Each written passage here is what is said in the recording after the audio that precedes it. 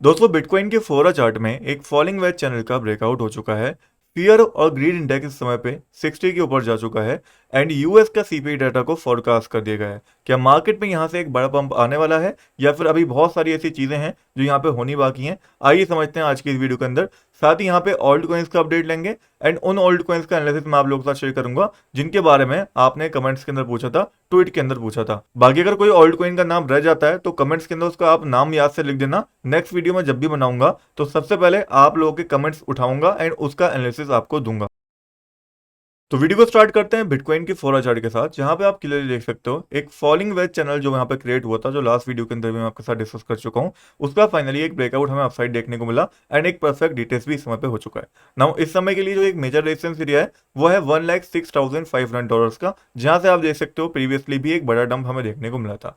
अगर इसके ऊपर एक फोर आवर कैंडल क्लोज हो जाती है तो ये रियल ब्रेकआउट होगा and chances are very high कि यहाँ से एक बड़ा पंप हमें देखने को मिल जाए। एंड मैं पर्सनली बताऊं तो इस ब्रेकआउट के बाद जो मेरा टारगेट रहेगा वो $1,11,800 के आसपास का रहेगा। यानी कि अगर एक फोर आवर कैंडल क्लोजिंग $1,06,500 के ऊपर हो जाती है तो अगला टारगेट हम $1,11,800 का लेके चल सकते हैं। ऐसा मैं इसलिए भी बोल रहा हूँ क्योंकि यहाँ पे आप ध्यान से देखोगे तो एक inverted head and shoulder type pattern भी आपको देखने को मिलेगा, जो काफी ज्यादा बुलिश रहता है क्रिप्टो की हिस्ट्री के अंदर, स्पेशली बिटकॉइन इथेरियम के अंदर हम बात करते हैं इन्वर्टेड हेड एंड शोल्डर की, तो वो काफी अच्छे से काम करता है। वहीं दूसरी ओर इस समय पे फियर और ग्रीड भी हम देखते हैं तो वो अंडर कंट्रोल है। 62 के ऊपर इस समय पे आ चुका है एंड हमने देखा है जब ज्यादा ग्रीडी लोग होते हैं तो 70-75 तक ही जाता है। दैट मीन्स कि अभी पोटेंशियल है यहाँ पे बिटकॉइन में यहाँ से और पंप करने की, जो शायद हमें देखने को भी मिल जाए। वहीं दूसरी ओर अगर हम बात करते हैं बिटकॉइन की डेली चार्ट की तो यहाँ पे भी आप देख सकते हो जो एक डाउन ट्रेंड था वो फाइनली ऊपर की साइड ब्रेकआउट हुआ है। डेली कैंडल क्लोजिंग इसके ऊपर हुई है एंड जो मैंने आपको बताया था कि बुलिश एंगल्सिंग बनी है कैंडल, उसका असर कहीं ना कहीं हमें देखने को मिला है। बट एक छोटी सी प्रॉब्लम हमें यहाँ देखने को मिल रही है। अगर आप देखोगे प्राइस तो ऊपर जा रहा है यहाँ से रेगुलर, बट वॉल्यूम आप देखोगे बायर्स की तो वो रेगुलर कम हो रही है। इसका मतलब ये है कि लोग बाइंग तो कर रहे हैं, ठीक है, बाइंग प्रेशर तो आ रहा है, बट उतनी भारी मात्रा में नहीं करना जितना आना चाहिए था। यानी कि लोग पैसा तो डाल रहे हैं बट वो बड़ा इन्वेस्टमेंट नहीं डाल रहे हैं जितना एक्चुअल में पड़ना चाहिए था। डेट वाई वॉल्यूम लगातार कम हो रही है एंड प्राइस लगातार ऊपर जा रहा है। डेट मीन्स की जैसे जैसे प्राइस ऊपर जा रहा है लोगों का इंटरेस्ट हल्के हल्के कम होता जा रहा है, बढ़ने के बजाय। अब ये चीज जब भी होती है तो हमने देखा है कि पंप तो आता है बट उतना बड़ा नहीं आता जितना जनरली आना चाहिए। तो इसके भी चांसेस बहुत ज्यादा क्रिएट हो चुके हैं कि हो सकता है यहाँ से पंप आए, पंप आने के बाद इस एरिया से या इस एरिया से हमें एक बड़ा डायरेक्शन देखने को मिल जाए, तो उसके लिए भी थोड़ा तैयार रहना।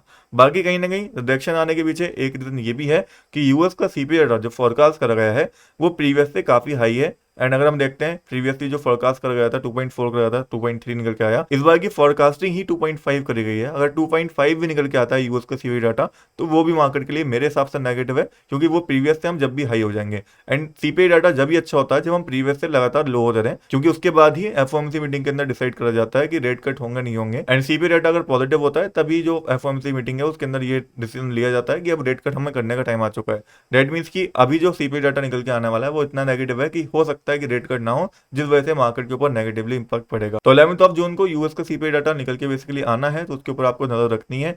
2.5 या 2.5 से ज्यादा आया तो डेफिनेटली वो नेगेटिव है, बट अगर 2.4 या 2.3 से कम आता है तो वो पॉजिटिवली इंपैक्ट करेगा मार्केट को। तो उम्मीद करता हूँ बिटकॉइन का एक प्योर एनालिसिस आपको मिल गया होगा, जहां पे सिंपल सा अगर मुझे इस समय पर ट्रेड लेनी होगी तो एक लिमिट सेल ऑर्डर यानी कि शॉर्ट ऑर्डर में अपना लगाऊंगा $1,11,800 के आसपास से। ठीक है, एक तो ये शॉर्ट ऑर्डर हो जाएगा मेरा। दूसरा, अगर मुझे लॉन्ग करना होगा तो एक 4 कैंडल क्लोजिंग का इसके ऊपर वेट करूंगा, फिर मैं यहाँ पे एक लॉन्ग ट्रेड के लिए जाऊंगा। बाकी अगर आपने मेरी प्रीवियस वीडियो देखी होंगी एंड मेरे लिमिट ऑर्डर्स का यूज करा होगा तो आप अच्छे प्रॉफिट में होगे। चाहे मैं बात करूं एक्सआरपी की, चाहे बात करूं 3M बीएनबी की, स्पेशली बीएनबी की अगर मैं बात करता हूँ, यहाँ लिमिट ऑर्डर दिया था, अच्छा खासा पंप उस लेवल से आ चुका है। बाकी अगर एक्सआरपी को मैं करंटली देखता हूँ तो एक्सआरपी को लेकर कुछ अच्छी न्यूज हमें देखने को मिल रही है। वो ये है कि एक्सआरपी का ईटीएफ बहुत जल्द हमें ट्रेड होता हुआ देख सकता है। कुछ ईटीएफ नए फाइल करे गए हैं एक्सआरपी के लिए, जिनका अप्रूवल अगर मिलता है तो एक्सआरपी के ऊपर उसका पॉजिटिव इंपैक्ट पड़ेगा। डेट वाई एक लिमिट ऑर्डर है एक्सआरपी के लिए जो मैंने पर्सनली लगा रखा है, $1.7823 का लगा रखा है, क्योंकि अगर रिजेक्ट भी हुआ ईटीएफ तो यहाँ तक प्राइस गिर के आएगा। एंड यहाँ पे अगर हमें बाइंग मिल जाती है एक्सआरपी के अंदर तो वो एक काफी अच्छी बाइंग होगी। वहीं बात करता हूँ मैं इथेरियम की, इथेरियम एक अच्छा रेंज मूवमेंट कर रहा है। अगर ब्रेकआउट करा ऊपर की साइड तो बड़ा पंप हमें देखने को मिलेगा, बिकॉज ये रेंज मूवमेंट जो होता है वो बुलिश होता है। अगर आपको इंटरेस्ट है इथेरियम बाय करने में तो $2300 और $2100 दो एरिया रहेंगे जहां पे हम इथेरियम का अकोमोडेट कर सकते हैं। नेक्स्ट हमारे पास आता है सुई कॉइन, जो कि करंटली आप देख सकते हो थोड़ा बुलिश देखने को मिल रहा है, अच्छा ब्रेकआउट करा है एंड सपोर्ट को भी रिक्लेम कर लिया है, यहाँ से एक अच्छी रिकवरी आ सकती है।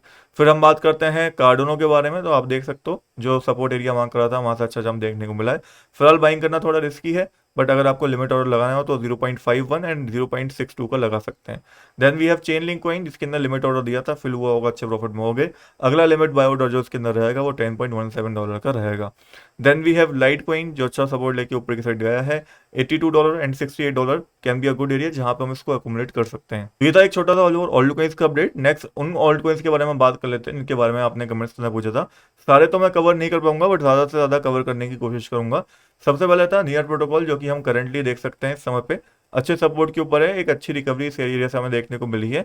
एंड यहाँ पे जो इसका नेक्स्ट रेजिस्टेंस एरिया है $2.7 का है, तो चाहो तो यहाँ पे एक शॉर्ट लिमिट ऑर्डर लगा के भी छोड़ सकते हो, बिकॉज यहाँ तक प्राइस अगर आता है तो चांसेस आर वेरी हाई कि एक प्रॉपर रिजेक्शन हमें देखने को मिल जाए। नेक्स्ट बात करें अगले ऑल्ट कॉइन के बारे में, तो आवा एआई नाम से एक ऑल्ट कॉइन है, ठीक है, जो कि करंटली आप देख सकते हो एक अच्छा सपोर्ट के पास है। इसके अंदर बाइंग करनी है तो मैं पर्सनली लिमिट ऑर्डर यूज करूंगा $0.027 का, बिकॉज यहाँ तक अगर प्राइस आता है इसका तो एक अच्छी रिकवरी के चांसेस पूरे पूरे बनेंगे। तो नेक्स्ट वी हैव आईएनजे कॉइन, जो कि आप करंटली देख सकते हो अच्छे सपोर्ट से रिकवरी ले चुका है। इसका जो नेक्स्ट एरिया रहेगा रिडक्शन वाला वो 16.23 का हमें देखने को मिलता है, जहां से अगर रिडक्शन आता है तो हम एक क्विक शॉर्ट ट्रेड ले सकते हैं। यहाँ पे पहले से ही लिमिट ऑर्डर लाके छोड़ सकते हैं शॉर्ट ट्रेड का। बाकी बाइंग एरिया का वही रहेगा $11 के आसपास का। देन वी हैव इथफाई, जो कि अगेन आप देख सकते हो एक फॉलिंग वेज चैनल के अंदर ट्रेड कर रहा है, ऊपर की साइड ब्रेकआउट करा तो उसके अंदर भी अच्छा बम हमें देखने को मिलेगा। बाकी अगर हम इसकी बाइंग रेंज देखते हैं तो करंट प्राइस पे जहां पे ये ट्रेड कर रहा है ये इसका एक अच्छा बाइंग रेंज हो सकता है, बिकॉज $1.5 या $2 इजिली जाने की पोटेंशियल रखता है इथफाई इस साल के एंड तक, या स्पेशली जब ऑल्ट सीजन आएगा उस समय। Then we have PHA coin, यानी कि फैला नेटवर्क, जो कि करंटली आप देख सकते हो अच्छे सपोर्ट के ऊपर है। इसके अंदर एक्यूमुलेशन करनी है, बाइंग करनी है, तो $0.118 एंड $0.09 ये दो एरियाज हैं जहां पे इसको एक्यूमुलेट करा जा सकता है लॉन्ग टर्म के लिए, अच्छा रिटर्न यहां से दे सकता है, थोड़ा रिस्की जरूर हो जाएगा।